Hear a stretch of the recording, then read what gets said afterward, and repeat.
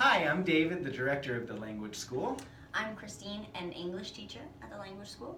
I'm Pedro, I'm a Spanish teacher. And we're here today to talk to you because I'm sure you're looking into ways that you can learn how to speak either Spanish or English. Not only are we instructors here, but we're also students. I learned how to speak Spanish, Christine learned how to speak Spanish, and Pedro has learned how to speak English. And we've all tried a variety of approaches.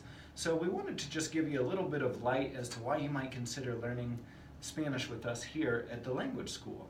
I think first and foremost you have to ask yourself, why do you want to study Spanish? Do you want to learn how to speak Spanish, or do you want to practice, or do you want to eventually go into the field of teaching? And that's going to help you kind of identify and evaluate a program that's going to help you meet your goals.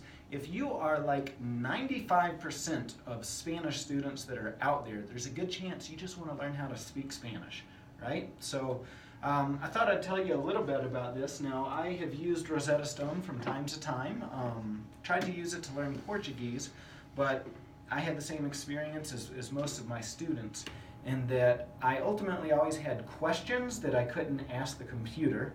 And I found that it was really a good way to practice. I love the voice recognition technology, so you have to speak it the right way, but I've always found that you don't learn how to speak a language from a computer. You really need to learn from a person where you have that dynamic question and answer type environment. Now, we have all gone through university or college programs. Pedro, you've studied at a community college, right? Yeah, that's right. Okay. So would you recommend going to community college to learn how to speak English? Well, it's not easy. It's good to read, to learn how to read in English, but it's maybe not so good for conversation and to speak English. Of course, need to not only to read, of course, but also to speak, to talk. Okay. And what about you, Christine? You minored in Spanish? I minored in Spanish at my university, and it was a good experience, but I found that when I traveled, when I wanted to speak Spanish, it was very difficult for people to understand me and for me to communicate to them. Yeah, and I majored in Spanish, and I had the same exact experience with studying Spanish at the university. It was great. I learned Spanish, but I found when I actually moved abroad and traveled throughout South America and Europe, it was very hard initially speaking the language with people. Yeah. So there's really two different approaches.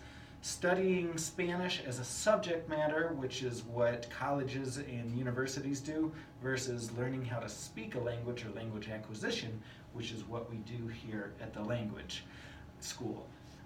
And the reason is because in those academic programs, they are preparing you for a career teaching the language, or they are preparing you to go on to grad school, but there's little to no emphasis on speaking the language. Which is why we do what we do here at the language school, and we've had a lot of great success here in getting our students together and talking. And so Pedro actually started here as an English student. What do you think about your experience studying English with us here at the language school? Well, totally. It's fun. Is great. Having great.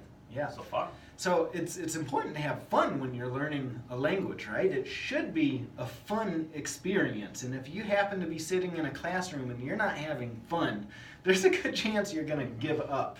What about you, Christine? You're currently in our professional level 4 Spanish, or advanced level 4 Spanish class, right? Yeah. What's Oh, been it's your great. experience? It's fantastic. We talk all the time. Recently, we have been debating certain topics, current events, which I really, really enjoy, which I had never done in university before, which I would have appreciated. Yeah. So I guess the moral of the story here, what we're trying to tell you today, not only as teachers but as students as well, if you want to learn how to if you want to practice Spanish or English, get Rosetta Stone, Duolingo, any of those applications that are out there. There's a lot of them, and they're great for practicing, giving you something to do in your free time to reinforce what you're learning. If you want to go into a profession where you're going to teach Spanish or English, then go to the college, go to the university. But if you're like 95% of Spanish and English students out there, and you want to learn how to speak Spanish or English, please come give us a call or come visit us here at the Language School. We would love to teach you how to speak a new language.